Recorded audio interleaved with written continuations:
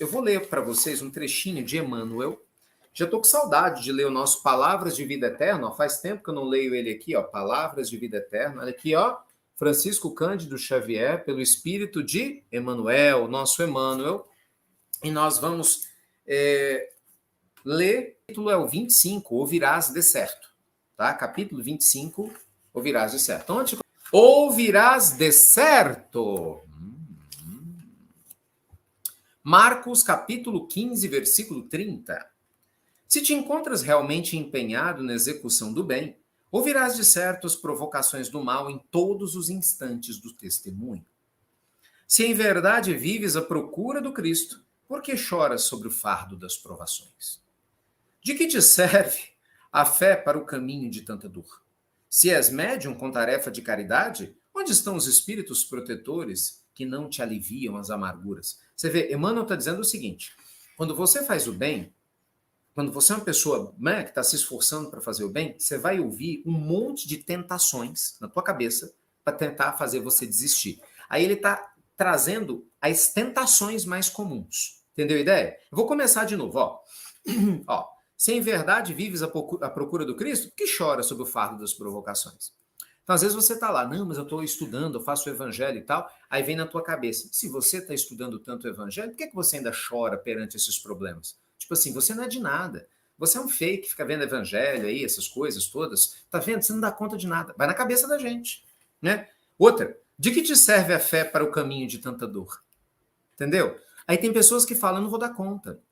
Aí um amigo fala, não, vamos rezar, tenha fé em Deus. Aí vem na tua cabeça, não vai adiantar nada mesmo. O que te serve essa fé? Eu tô aqui internado, tomando agulhada de todo lado. De que serve essa fé? Estou aqui abandonado, não tem ninguém que me ame, que me quer. De que serve essa fé? Estou aqui com a conta de água, de luz atrasada. De que serve essa fé? Estou aqui no meio dessa situação hostil. Então, a própria cabeça da gente entra em sintonia com vibrações que vão fazer a gente desanimar se a gente não prestar atenção. Quem nunca passou por isso? Quem nunca passou por isso? Se és médium com tarefa na caridade, onde estão os espíritos protetores que não te aliviam nas amarguras? Ué, você não é médium?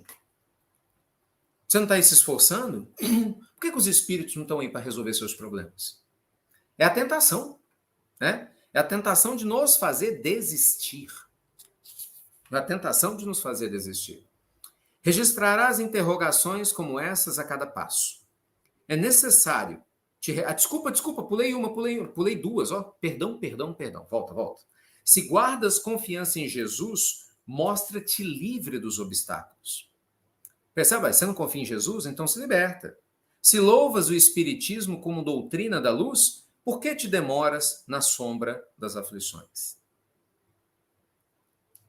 Registrarás interrogações como essa a cada passo. É necessário te reveles à altura do conhecimento superior com que a bondade divina te favorece, demonstrando que os princípios sublimes da tua fé não se movimentam na direção do conforto imediatista da carne, mas sim no rumo do burilamento espiritual pelos tempos afora. Vou ler de novo, hein? É necessário te reveles à altura do conhecimento superior com que a bondade divina te favorece, demonstrando que os princípios sublimes da tua fé não se movimentam na direção do conforto imediatista da carne, mas sim no rumo do burilamento espiritual pelos tempos afora. Olha o que Emmanuel está dizendo. Não é porque você estuda, não é porque você reza, não é porque você tem fé em Deus que você vai ter privilégios na Terra. É isso que ele diz aqui nesse parágrafo. Não é porque nós temos fé em Deus ou estamos aqui no Evangelho, né? Falando de Deus, né? Pensando, vamos vibrar para a humanidade, bora, né? Vamos ajudar a família, vamos. Não é porque você já tem um coração bom que você vai deixar de passar pelo que precisa, e eu também. Entendeu? Então nós não devemos, na lembrança profunda de Emmanuel, colocar, gente, a referência de paz verdadeira nos momentos transitórios da matéria. Porque, por vezes, na matéria, nós seremos desafiados na nossa confiança, na nossa estima, não é? A gente vai ser desafiado na nossa paz, na nossa saúde, nos nossos relacionamentos. Olha como isso é importante, né? Para ter uma fé sólida. Ensinarás com teu exemplo que o Evangelho não é oficina de vantagens na experiência material, mas sim um templo de trabalho redentor para que venhamos consertar a nós mesmos diante da vida eterna. Percebe? Então, assim, nós vamos mostrar com o nosso exemplo de perseverança e de fé que o evangelho não é uma busca de vantagens imediatas na terra, que nós estamos construindo uma alma iluminada para a imortalidade. Então, pensa o seguinte, o que você está fazendo agora para cuidar da sua alma, da sua família, do seu coração, vai te acompanhar, não é só agora, nessa semana, ou no próximo ano. É para a vida toda e para as demais que virão. Você entende isso? É uma visão muito ampla. O que o Espiritismo postula, e Emmanuel está lembrando, é isso. Quando você toma consciência que você é um ser espiritual criado por Deus, você tem início, porque você vem do Pai, mas não tem fim. Quando nós entendemos que nós estamos caminhando para uma eternidade que nos aguarda de trabalho, que é a nossa evolução, o nosso despertar espiritual de agora vai nos favorecer no médio e longo prazo, então a gente começa a ver os desafios ao nosso redor com um novo olhar, entendeu? A gente sai daquela posição de fraqueza, você sai daquela vibe de, oh meu Deus, e agora? Por que comigo eu não vou dar conta? E você entra na vibe, estou criando uma obra-prima na minha alma. Estou trabalhando em cada dia, em cada momento, o burilar de emoções, sentimentos, pensamentos e comportamentos que eu não tenho ainda, mas eu vou ter, que vão me acompanhar agora, mas vão me acompanhar para a vida eterna. Então a gente aprende a ver o evangelho como um alimento, gente, como um incentivo para trabalhar a vida eterna. A partir de agora. Então veja, a ideia não é você, eu vou ser feliz amanhã. Não, eu quero ser feliz hoje, na medida do que eu posso. A ideia não é, amanhã eu não vou ter problema. Não, eu quero aliviar a minha dor hoje, mas eu entendo que é um processo. Percebe a diferença que Emmanuel está dizendo? É necessário eu e você termos a consciência que é um processo. Porque na hora que a gente esquece que são processos, que isso demanda tempo, demora, entendeu? Não adianta dizer que não demora, demora, sim senhor e sim senhora. A gente fica imediatista, é onde a fé vai embora. E com a fé indo embora, você fica depressivo, fica tristonho, tenta suicídio, num caso extremo. Alguns pior, conseguem. Outros não conseguem, ficam machucados aqui na Terra. Tem gente que vai lá e tenta de novo. E você vai analisar a gênese, a origem base, é uma pessoa que não conseguiu se adaptar à sua vida na Terra. Por quê? Pela hostilidade que ela experimenta com relação à vida que ela tem. Ela não conseguiu encontrar uma fonte de conexão. Porque aquele que passa pela dor, pelo problema, mas graças a Deus consegue se conectar com um sentido, com um propósito, apesar de tudo. Porque a vida é desafiadora para todos nós, e cada um uns mais, outros menos, que depende do que a gente precisa vivenciar, mas a gente não desiste, entendeu? A gente busca o alimento para a alma. E isso muda tudo. Eita, meus amigos, profundo esse estudo de Emmanuel, gente, profundo. Muito profundo, né? Palavras de vida eterna, capítulo 25, ouvirás de certo. Tem mais, mas como eu prometi que eu ia fazer um trechinho só para a gente abrir, né, nossos estudos aqui, eu vou deixar aberto para a gente agora conversar sobre o que vocês quiserem. Mandem as perguntas que quiserem, tá? Eu não vou falar só de um assunto, eu vou procurar mudar os assuntos para a gente ter a chance de estudar coisas diferentes e todo mundo ter a chance de participar. Tá certo? Eu vou selecionando aqui aquelas que chegarem primeiro. Ricardo, você poderia falar sobre os encontros de alma? Tipo, as pessoas, amigos, amores que entram na nossa vida para ensinar a caminhar na luz e que sempre agregam coisas boas? Claro. Pergunta da Larissa Cardoso. Obrigado, Larissa. Minha querida, o que a gente aprende, né? Nós estamos na vida atraindo e repelindo. Sabe os ímãs, que você tem o polo positivo e o polo negativo? Não estou falando de ser positivo ou negativo no sentido de coisas boas ou ruins. Não, no sentido de atração. Então a gente aprende, veja bem, no magnetismo que os opostos se atraem. Na vida, pode até se atrair, mas não fica junto. Quem é que fica junto? Semelhantes. Então, nas relações humanas, a lei da física não se aplica. Nas relações humanas, você até pode ser atraído por alguém contrário a você, porque existe uma finalidade de aprendizagem entre as duas almas. Mas para permanecer em conjunto, só pelas afinidades. Assim, você não fica convivendo cheio de felicidade, alegria, bondade, liga com quem você não gosta. Então, e vice-versa, né? Então, existe um núcleo aí de troca de afinidade. Então, nesse sentido, essas pessoas que entram no nosso caminho especificamente para nos beneficiar, que foi a pergunta da Larissa, foi pessoas boas que entram para nos beneficiar. Isso é um processo que vai acontecer sempre, sempre aconteceu. Porque a gente não só atrai pessoas, né, para a gente resgatar. Nós atraímos pessoas que vão nos fortalecer do mesmo jeito que nós também vamos ser alimento, né, para essas pessoas, com o nosso carinho, com a nossa fala, com o nosso afeto. É uma troca, gente. Pensa o seguinte, tudo é uma troca. E você sabe o que eu acho mais lindo nessa história toda de afeto? É que o afeto não conhece distância física. Não é, gente? O afeto não conhece distância física. Olha que interessante o nosso caso aqui. Gente, 99,9% de vocês eu não conhecia antes de começar a pandemia. E continuo sem conhecer fisicamente 99,85% de vocês. Né?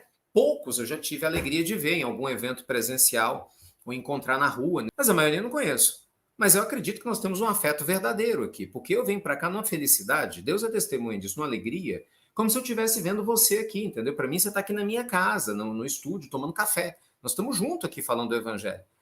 E aí eu vejo os comentários de vocês, você me alimenta, não é? E aí eu te alimento, e nós todos estamos juntos. Então olha que coisa mais linda, né? É uma grande troca, é uma grande troca, é uma grande aprendizagem. Estamos todos juntos aprendendo a crescer, a evoluir, a despertar. Então é uma grande troca. E olha que interessante, o amor, ele vai além, né, das questões físicas.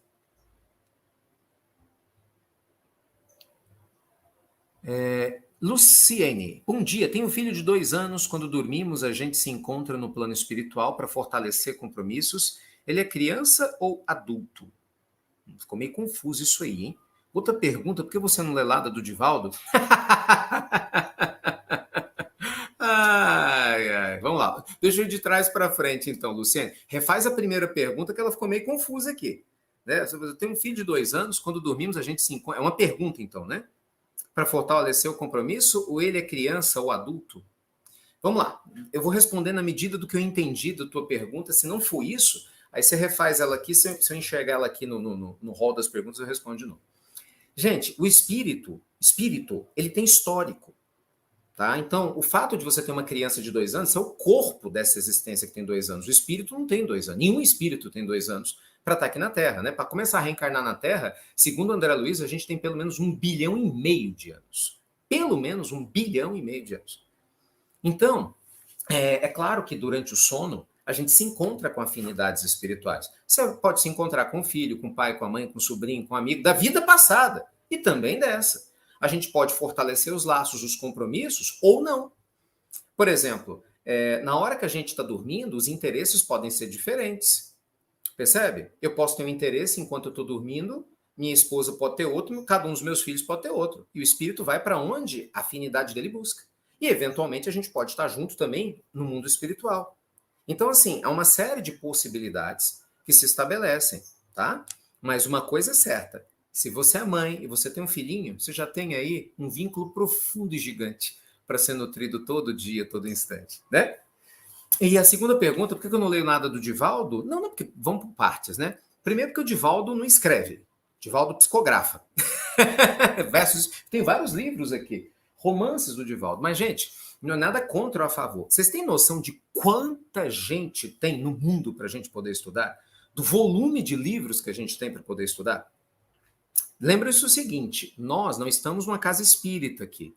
Se a gente fosse uma casa espírita, estivéssemos estudando única e exclusivamente o espiritismo, eu só estudaria livros espíritos e com absoluta certeza faríamos estudos profundos também das obras de Joana de Ângeles, de Manuel Filomeno de Miranda, que eu gosto muito, né, que são alguns dos espíritos maravilhosos, né, que trabalham junto com o nosso Divaldo, né, que dispensa comentários, fez aniversário inclusive agora, né, graças a Deus, juntinho com a gente. Mas a gente tem muita coisa para você fazer. Então, amiga, são muitos livros, eu estava explicando aqui, para a gente poder estudar. Seguindo.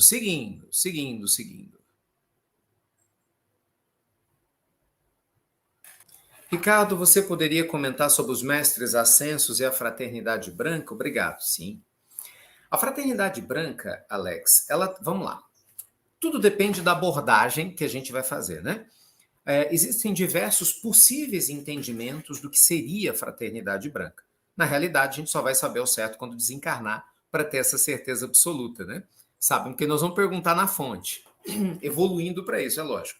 Mas o que a gente sabe é que a primeira presença da ideia da fraternidade branca foi amplamente divulgada pela Helena Blavatsky, no finalzinho do século XIX, né, quando ela cria a teosofia, e naturalmente junto, né, com essa comunidade teosófica, traz-se a comunicação, porque ela foi uma grande médium, né, além de uma excelente escritora, de espíritos ascensos, né, que teoricamente fariam parte da organização do nosso sistema solar. Nós temos o nosso Emmanuel, que nos traz, sem entrar em detalhes de nomes, que nós temos a comunidade dos espíritos puros que coordenam o nosso sistema solar.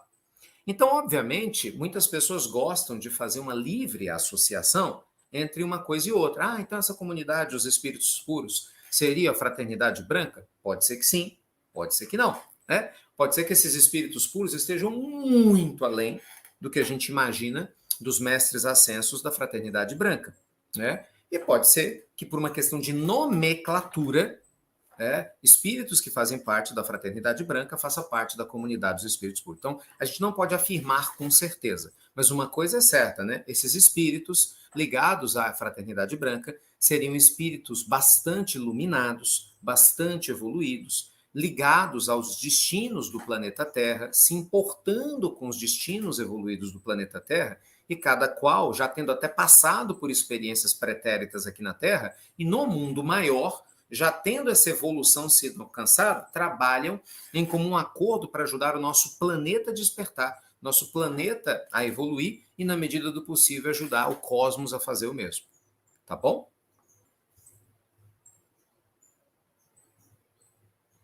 Essa pergunta é ótima. Olha, pergunta da Priscila. Ricardo, bom dia. Meu marido desencarnou tem 15 dias. Todos os desencarnados, quando fazem a passagem, eles chegam no plano espiritual dormindo? Se sim, ficam dormindo em tratamento por quanto tempo? Priscila, antes de mais nada, todo o meu carinho, viu? Todo o nosso conforto para o coração, porque a gente sempre tem que lembrar disso, né? O fato da gente estudar as leis divinas, da gente trabalhar o evangelho, de forma alguma tira da gente a saudade, o afeto, o amor, que é natural por aqueles que a gente ama tanto. Então, Jesus com certeza está abençoando o seu coraçãozinho e da sua família, e fico feliz de você estar junto conosco aqui nessa jornada, e tenho certeza que as suas preces estão chegando sem dúvida nenhuma para o seu esposo também, tá bom? Mas vamos lá, a resposta. Gente, não existe uma regra pronta. Cada um de nós trabalha o que vai acontecer após o desencarne na encarnação. Porque tudo depende da nossa evolução espiritual, depende das nossas vibrações, depende do nosso mérito. Entende? É uma equação muito complexa e ao mesmo tempo simples. Olha que coisa curiosa. Por que é complexa? Porque cada ser aqui na Terra tem uma vida que lhe é própria. Então não tem como a gente afirmar, não, a desencarnação vai ser assim X, porque para o fulano foi. Não. Eu vou sugerir, a gente está estudando na nossa reunião mediúnica, com o nosso grupo aqui, o Céu e o Inferno, que eu já estudei com vocês, né, relatos de desencarnações. Eu gosto muito desse assunto, vocês já viram? Gosto demais, porque eu acho muito didático, a maioria das pessoas precisa saber que a morte não existe, como a gente imagina, só que a maioria não sabe, mesmo espírita, tem muita dúvida quanto a isso. Mesmo a gente tem 20, 30 anos de espiritismo, nem dúvida. Então, adoro estudar relatos de recém-desencarnados. Tem na Revista Espírita todos os números, né, fica aqui a indicação para vocês, e em especial no livro Céu e Inferno, na segunda parte. E aí a gente vai ver, pelo livro Céu e Inferno, uma obra magnífica que Allan Kardec trouxe, que a velocidade ou o tempo que demora para um espírito se comunicar, por exemplo, quando ele consegue, ou o tempo que ele demora dormindo, é muito relativo. Nós temos notícias, meus amigos, de espíritos que desencarnaram fisicamente e 2, 3 horas depois já estavam se comunicando com Chico Xavier. Jerônimo Mendonça foi um caso assim, né? O famoso gigante deitado. Não sei se vocês conhecem a história de Jerônimo, né? Teve uma época que eu contei muitas histórias do Jerônimo, histórias fantásticas. Ele era tão desprendido da matéria que quando ele desencarna, o espírito dele estava tão mais no mundo espiritual que no físico, ele estava tão, sabe, sem influência já da matéria, que ele consegue naturalmente se conduzir para o mundo espiritual e se comunica com Chico. Nós temos no livro Céu e Inferno relatos de espíritos assim. Poucas horas e dias depois. Me falha a memória, tá? Se alguém conhece aqui, me falhar, pode ficar à vontade de me corrigir, mas me falha a memória a mensagem do senhor Jobert, que trabalhou junto a Kardec, né, na primeira instituição espírita da história, lá em Paris. Ele desencarna, ele pede para ser convidado a se comunicar, e obviamente se ele o consegue é porque havia condições para tal, e tinha pouco tempo. Agora, tem espíritos que vão dormir durante muitos meses e até anos. Então, assim, cada caso é um caso. Só a título de curiosidade, tá bom? Porque cada caso é um caso. Esses espíritos de pessoas famosas, quando desencarnam normalmente, que geram uma comoção muito grande, né, muito grande, principalmente, né, se são pessoas, né, que são pessoas boas, né, já têm um coração bacana, pode ter certeza que a tendência é que eles durmam durante um bom tempo, até o clamor popular diminuir, para que ele tenha condição de despertar no mundo espiritual e fugir da perturbação. Nós conhecemos, por exemplo, o caso da história do Ayrton Senna, né? O Chico fala do próprio Chico Xavier. Quando Ayrton Senna desencarnou, ele ficou dormindo durante um bom tempo no mundo espiritual. Não só para a recuperação do perispírito, mas assim para a recuperação dele, para diminuir o nível de comoção popular que se instalou no Brasil e no mundo por causa da morte do Senna. Quer dizer, certamente ele não teria estrutura, né, nenhuma para poder dar conta daquilo. Então, cada caso é um caso. Então, não tem como a gente, entende?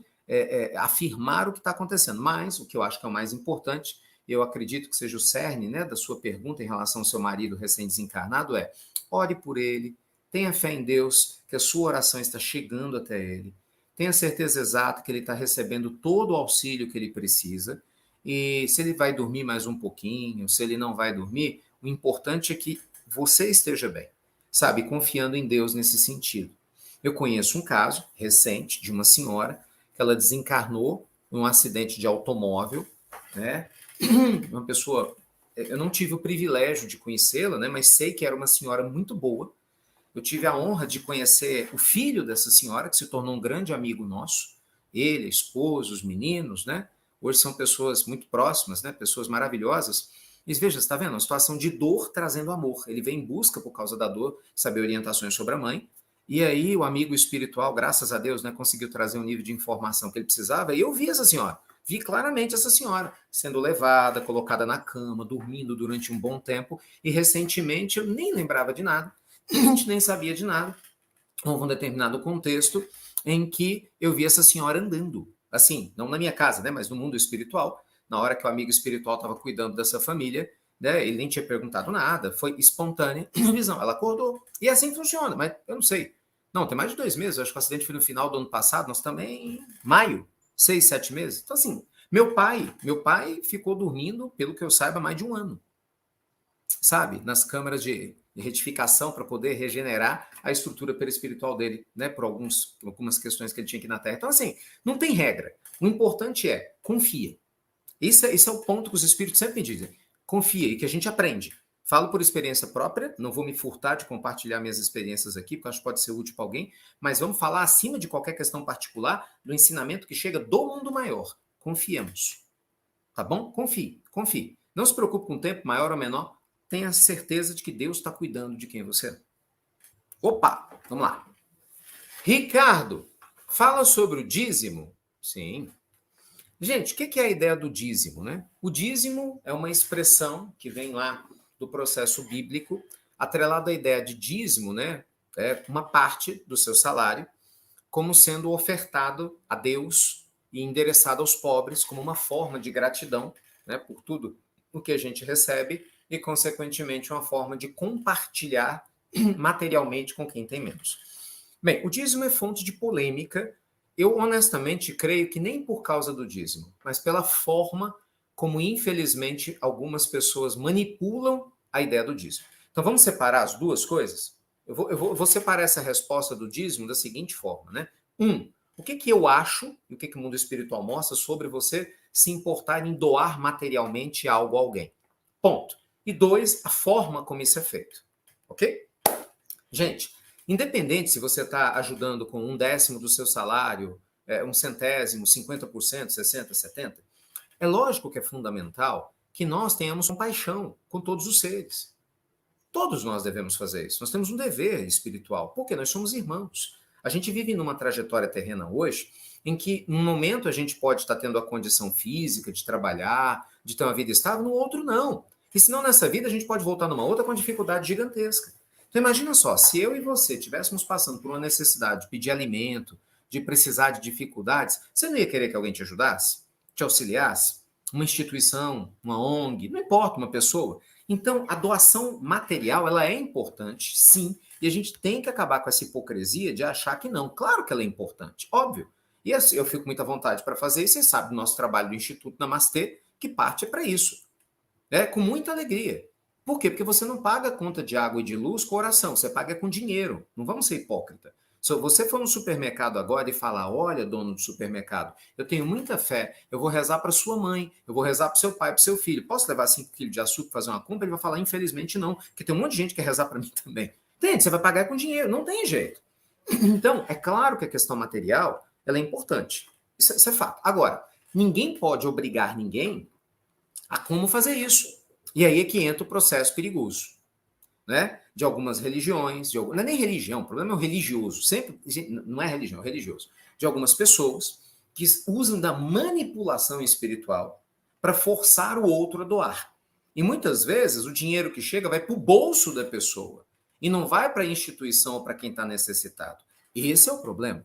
Quantos líderes que nós sabemos de diversas religiões a partir do mundo, de diversas igrejas, que embolsam o dinheiro para si? Ah, não, mas faz a caridade. Realmente faz, 50%. Pô, mas peraí. Mas então diga, olha, estou pedindo, parte vai para o meu bolso. Não, as pessoas não falam isso. Se é um processo real, a ponto de você manipular alguém, olha, não, porque se você pagar o dízimo, você vai para o céu. Não, porque se você pagar, Deus vai te recompensar, vai trazer um emprego para você. Gente, não é assim que funciona. A gente sabe que não é assim que funciona.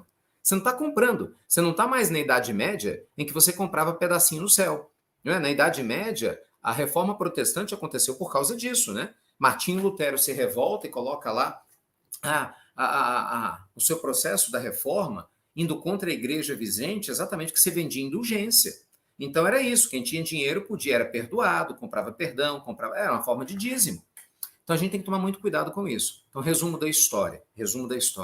Doe do seu coração. Eu acho fundamental quem pode fazê-lo. Né? Não tenho dúvida que se você oferece, volta dobrado, triplicado. Mas é claro que você tem que analisar o que é saudável para você, se você pode ou como pode. E se eventualmente você não tem dinheiro para doar, doe seu tempo, né? Ajudando alguém, auxiliando alguém, seu conhecimento. A gente sempre pode doar alguma coisa, meus amigos. Todos nós podemos doar, nem que seja uma oração, né? Nem que seja uma prece, a gente pode doar. Mas tem que ser de coração, e não por manipulação. E ai daquele que manipula os outros, fazendo da dor do outro motivo da sua manipulação para ganhar dinheiro, para se favorecer sexualmente, para se favorecer de diversas formas, como a gente vê essas histórias tristes, né, em diversas religiões. Ricardo, minha esposa está passando o primeiro dia das mães após o desencarne da mãe dela. Está muito abalada. Como posso auxiliar? Estando ao lado dela, Léo. A melhor forma de você auxiliar a sua esposa é sendo um marido bom. Não tem outra forma. Meu amigo querido, você não tem como sentir a dor por ela. Você não tem como tirar a saudade do coração dela, mas estando ao lado dela como um ótimo marido, só por se importar que mostra que você é, já vai fazer uma diferença grande, meu amigo. Sabe por quê, gente? As nossas dores, nós precisamos vivenciá-las. E o luto, ainda mais quando se fala de uma mãe, né, que desencarna, é um processo natural que todos nós passamos, né? Mas como a sua pergunta é como ajudar, eu acho que esse é um ponto central. A gente precisa entender, gente, dar o direito às pessoas de se sentirem com saudade. Porque às vezes a gente não dá esse direito. Estou dizendo que é seu caso não, viu, Léo? Eu estou expandindo aqui a reflexão. Às vezes a gente não dá o direito da pessoa dela sentir falta. As pessoas precisam aprender a sentir sem medo. O que a gente precisa é estar ao lado delas para que essa dor, que é natural, ela não vire sofrimento. Aí sim, porque o sofrimento é ruim, né? O sofrimento, gente, é a dor que adoeceu. É a dor que vira revolta. E aí, quando a gente tem alguém que nos ama, que está ali do nosso lado, que enxuga as nossas lágrimas e chora um pouquinho com a gente quando precisar, faz a gente rir, sabe? Reza conosco, manda luz. Isso vai ajudando a confortar e a trabalhar o luto no nosso coração. Então, você tenha certeza, se você tem alguém que você ama muito, independente de ser esposa, pode ser o marido, às vezes, nessa situação, né? Um amigo ou amiga sua, Não queira tirar a dor do coração do outro, fingir que ele não está sofrendo. Deixe, a pessoa tem o direito, ela precisa, sabe, lidar e desenvolver esses anticorpos, não tem como. Chore, não tem receio de chorar. Agora, fique ao lado da pessoa, entendeu? Para que ela saiba que ela não está sozinha. É como uma chuva forte. Tá dando a chuva, deixa a água cair, mas daqui a pouco o céu estia e a vida vai continuar. Porque isso é fundamental para todos nós. Tá bom? Fala assim, Ricardo, fala sobre a Eucaristia, que é um dos sacramentos católicos, né, muito importantes. O que a Eucaristia é? Um hábito saudável para quem acredita nele. É importante? É, se você acredita nele e te faz bem. Vai fazer falta? Não, para aquele que não acredita nele, mas está muito bem em outro caminho. Vai fazer falta? Sim, se você acredita que deveria fazer parte e não faz.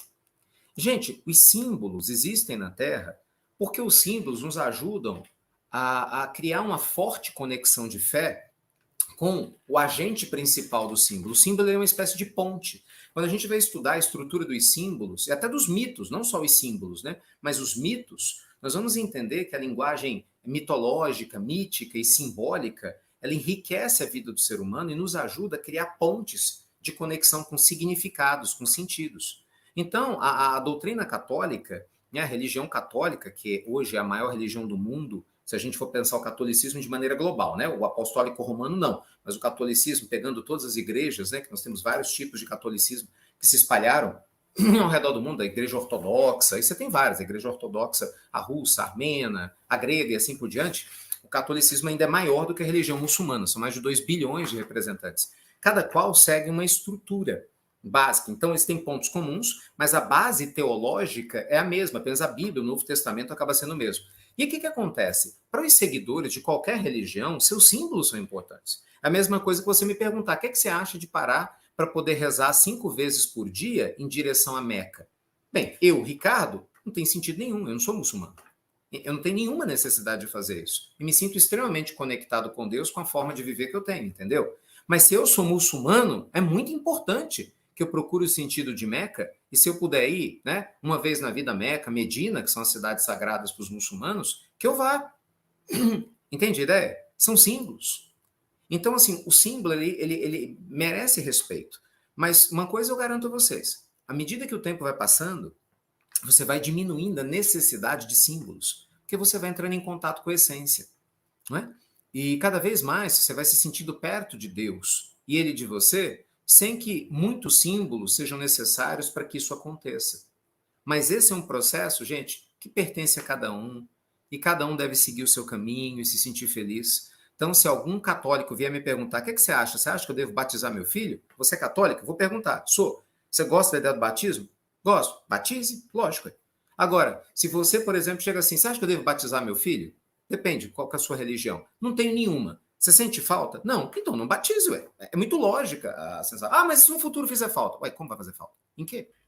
Você acha que Deus vai amar menos o seu filho porque não batizou? Não tem a menor lógica isso. Você vai na prisão, tá cheio de assassino, inclusive muito psicopata que é batizado. Não adiantou nada. Entendeu? Então não é batismo que resolve ou deixa de resolver. É a conduta da pessoa, concorda? Não é sobre ter ou não ter batizado. Ah, mas e se meu filho no futuro quiser ser batizado? Ótimo, ele vai e batiza, simples. A escolha dele. Agora, não, você é católico, você é evangélico, você tem a necessidade de ser batizado na igreja. Meu filho, vá. Entendeu? Não tem problema nenhum. Ah, não, mas eu sou budista e eu preciso ter os símbolos do Buda. Vá. Ó, só para vocês terem noção, com o maior carinho do mundo, eu tenho um monte de coisas aqui. Eu não comprei nenhum, isso aqui tudo me deram. A Dica é coordenadora da nossa Falange do Bem, o pessoal vai lá, me deram. Mas assim, eu ir lá comprar, vocês não vão me ver fazer isso. Com todo respeito e carinho, porque eu não preciso comprar para me conectar com Jesus. Entende? Mas eu acho lindo olhar e ver que ele está aqui, ó. Aqui, ó, imagem de Francisco de Assis. Uma amiga me deu, eu acho maravilhosa. Eu amo Francisco de Assis, eu fui à cidade de Assis. Mas eu vou comprar uma imagem de Francisco de Assis? Não, não vou comprar. Não, não faz parte do meu perfil. Mas eu respeito profundamente, a ponto de trazer a público e deixar aqui. Ainda dou um beijo. É o respeito ao carinho de quem me deu. Olha aqui, ó. A imagem do Buda. Gente, o que tem de Buda aqui do meu... Vocês não fazem ideia, a gente ri, né? Uma pessoa que chegar na minha casa e falar, esse cara é budista. Eu amo o budismo, mas eu não sou budista. Aqui, ó. Tem um monte de Buda. O Buda da cara sem vergonha. Uma carinha boa, tá vendo? Entendeu? Mas porque me deram. Então eu respeito. Aí não tem mais como colocar, porque aí tem mais jeito, né? Mas o que eu quero dizer para vocês é isso. Símbolo aqui, ó. Aí isso aqui não tem nada a ver com religião. Ó, são enfeites de uma mulher meditando. Eu achei lindo. Olha que legal. É simbólico. O que é que isso aqui simboliza? Uma mulher que medita, centrada. Mas é um símbolo. Vocês estão entendendo a ideia? Então, assim, uma coisa é você gostar de fazer bem, outra coisa é você ter dependência. Eu vejo pessoas que usam patuás, não é? Nossa Senhora, cadê minha corrente? Eu tô sem minha corrente, meu Deus do céu, agora que eu tô sem minha corrente, eu vou ter um acidente. Não, né? Me deram uma corrente um tempo atrás, eu uso uma corrente bonita, linda. Eu ganhei isso aqui, um presente lindo, maravilhoso, de uma pessoa que eu aprendi a amar muito. Lindo! Eu uso, tá aqui, acho muito legal, recebi com carinho, né? Mas assim, se não tiver corrente, minha vida não vai mudar em nada. Continuo me sentindo protegido do mesmo jeito, com ou sem corrente. Ah, porque tem a fitinha do Senhor do Bonfim. Nossa, porque quando arrebentar, vou ganhar 3 desejos. Legal, se você acredita nisso, isso te faz bem, isso é uma bênção para você. Use 3 fitinhas do Senhor do Bonfim. Mas eu não preciso da fitinha do Senhor do Bonfim para saber que eu co-crio. E que eu sei que eu vou colher o que eu planto, de bom ou de ruim. Percebe a ideia? Então, assim, uma coisa é você ter símbolos que te fazem bem. Outra coisa é depender deles. São coisas diferentes. Bem diferentes. Né? Eu tenho símbolos, no meu caso aqui, que eu gosto muito, mas não dependo de nenhum deles para me conectar com Deus.